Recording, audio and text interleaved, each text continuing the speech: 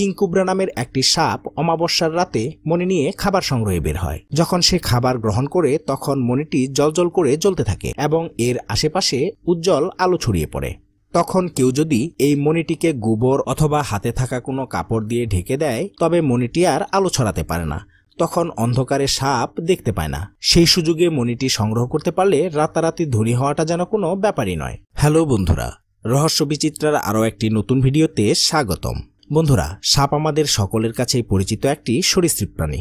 সাধারণত অ্যান্টার্কটিকা মহাদেশ ছাড়া প্রায় অন্য সকল মহাদেশেই এই প্রাণীর বিভিন্ন প্রজাতিকে দেখতে পাওয়া যায়। সম্প্রতি গবেষকরা বলছেন আমাদের দেশের অনেক স্থানেই সাপের উপদ্রব আশঙ্কাজনক হারে বাড়ছে। তাছাড়া বিভিন্ন স্থানে নতুন প্রজাতির বিভিন্ন বিষাক্ত সাপের সন্ধানও পাওয়া যাচ্ছে। সারা বিশ্বে আনুমানিক প্রায় 2900 প্রজাতির সাপ রয়েছে।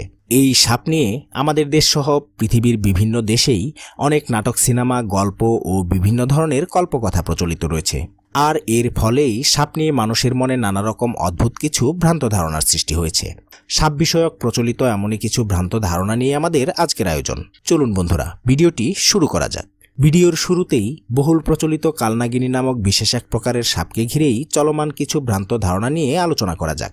কালনাগিনীকে সাধারণত কালনাগ, কালসাপ, উড়ন্ত সাপ বা সুন্দরী সাপ নামে ডাকা হয়ে থাকে। ইংরেজিতে এই সাপকে গোল্ডেন ট্রি স্নেক বলা হয়। এই সাপ দিনের বেলায় খাদ্যের সন্ধানে ঘুরে বেড়ায়। সাধারণত বিষাক্ত সাপেরা শিকারকে মেরে ফেলার জন্যই বিষ ব্যবহার করে, তবে কালনাগিনী সাপ শিকারকে কামড়ে ধরে চূর্ণ বিচূর্ণ করে ঘাড় ভেঙে মেরে ফেলে। এটি বহুলভাবে প্রচলিত যে কালসাপ ছোবল দিলেই মৃত্যু নিশ্চিত। তবে গবেষণায় দেখা গেছে এই সাপের বিষ খুবই মৃদু, যা একজন মানুষকে কখনোই মেরে ফেলতে পারবে না। চিকিৎসা বিজ্ঞান অনুযায়ী এই সাপের ছোবলে এখনো পর্যন্ত কারো মৃত্যু হয়েছে বলে জানা যায়নি। তাই কালসাপের ছোবলে কারো মৃত্যু হওয়া ব্যাপারটা নিতান্ত একটি ভ্রান্ত কথা এবং এর ছোবলে মৃত্যু নিশ্চিত এই কথাটিরও কোনো ভিত্তি নেই। বন্ধুরা, আমাদের দেশে আরও একটি কথা প্রচলিত রয়েছে যে সাপ নাকি দুধ পান করে। কিছু সাপ দুগ্ধপানকারী মায়ের স্তন থেকে ও গোয়াল ঘরের গরুকে পেঁচিয়ে দুধ পান করে থাকে, এমন কথা আদিকাল থেকেই প্রচলিত হয়ে আসছে। শুধু তাই নয়, দুধ পান করে বলে মিল্ক স্নেক বা দুধ সাপ নামে একটি সাপের নামও দেয়া হয়েছে। কিন্তু বাস্তবতা হলো সাপ মূলত দুধ পান করে না এবং এরা দুধ হজমও করতে পারে না। এছাড়া এদের জিহ্বাও দুধ চুষে বের করার উপযোগী নয়। যারা সাপকে দুধ পান করায় তারা মূলত দীর্ঘদিন সাপকে পানি পান না করিয়ে রাখে। ফলে তীব্র পিপাসার কারণেই বাধ্য হয়ে সাপ দুধ পান করে থাকে। তবে গাভীকে পেঁচিয়ে ধরে তার স্তন থেকে সাপের দুধ পান করার বিষয়টি নিতান্তই ভ্রান্ত ধারণা ছাড়া আর কিছুই নয়। দুধ সাপ নামক এই বিশেষ প্রকারের সাপটি সাধারণত ইঁদুর, টিকটিকি বা অন্য কোনো পোকামাকড় খেয়েই বেঁচে থাকে। এই সাপ পাথর বা কাঠের আড়ালে স্বল্প আলোযুক্ত স্থানে লুকিয়ে থাকতেই পছন্দ করে। এছাড়াও ইঁদুরের সন্ধানে এরা প্রায়ই গোয়াল ঘরে যায়। তাছাড়া আমাদের দেশের গ্রামাঞ্চলের গোয়াল ঘরগুলো কিন্তু স্বল্প আলোযুক্তই হয়ে থাকে। তবে এই প্রকারের সাপটি আমাদের দেশে পাওয়া যায় না। সাধারণত এই সাপটি দক্ষিণ পশ্চিম কানাডা, যুক্তরাষ্ট্র, পশ্চিম ইকুয়েডর, উত্তর ভেনেজুয়েলা ও মেক্সিকোতেই পাওয়া গিয়ে থাকে। বন্ধুরা, সাপের মণি নামক আরও একটা কল্পিত ব্যাপারকে নিয়ে এবার আলোচনা করা যাক। আমাদের দেশে এটা বহুল প্রচলিত যে সাপের মাথা থেকে মণি সংগ্রহ করতে পারলে যে কেউই প্রচুর ধন সম্পদের মালিক হতে পারবে। কিংকুবরা নামের একটি সাপ অমাবস্যার রাতে মণি নিয়ে খাবার সংগ্রহে বের হয়। যখন সে খাবার গ্রহণ করে তখন মণিটি জ্বলজ্বল করে জ্বলতে থাকে এবং এর আশেপাশে উজ্জ্বল আলো ছড়িয়ে পড়ে। তখন কেউ যদি এই মণিটিকে গোবর অথবা হাতে থাকা কোনো কাপড় দিয়ে ঢেকে দেয় তবে মণিটি আর আলো ছড়াতে পারে না, তখন অন্ধকারে সাপ দেখতে পায় না। সেই সুযোগে মণিটি সংগ্রহ করতে পারলে রাতারাতি ধনী হওয়াটা যেন কোনো ব্যাপারই নয়। বাস্তব কথা হচ্ছে সাপের মণির ব্যাপারটি শুধুমাত্র নাটক, সিনেমা বা কল্পকাহিনীতেই সম্ভব। বাস্তবে এমন কোনো কিছুরই অস্তিত্ব নেই। অনেকের মতে কিংকুবরা সাপ যখন 150 থেকে 500 বছর বাঁচে তখন তাকে রাজকুবরা বলা হয়। এই রাজকুবরার মধ্যেই মণি পাওয়া যায়।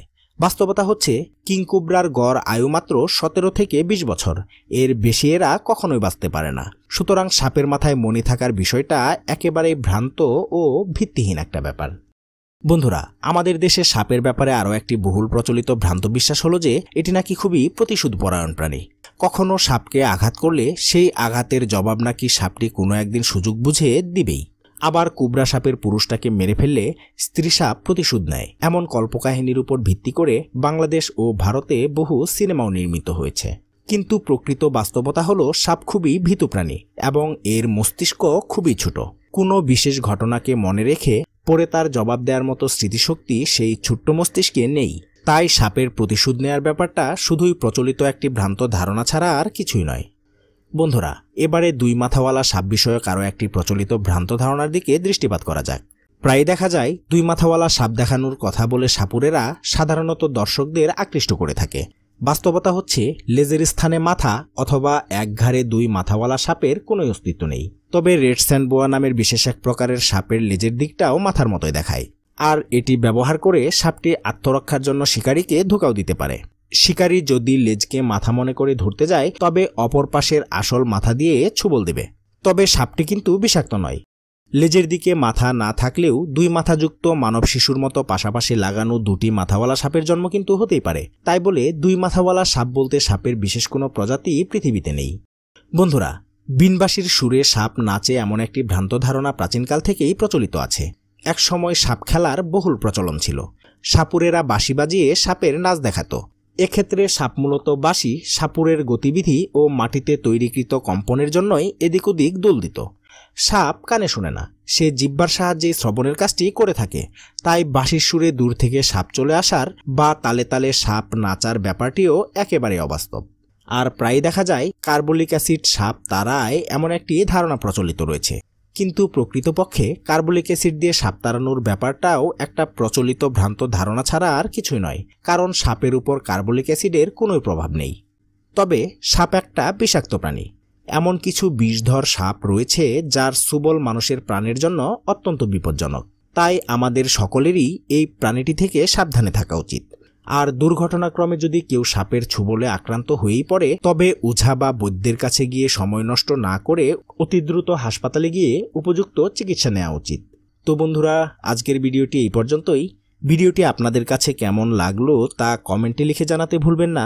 ভিডিওটি ভালো লাগলে অবশ্যই একটি লাইক দিবেন, আর চ্যানেলটিকে সাবস্ক্রাইব করে পাশে থাকা বেল বাটনটি টিপে দেওয়ার অনুরোধ তো থাকলোই। কথা হবে পরবর্তী ভিডিওতে। ভালো থাকবেন সবাই, ধন্যবাদ।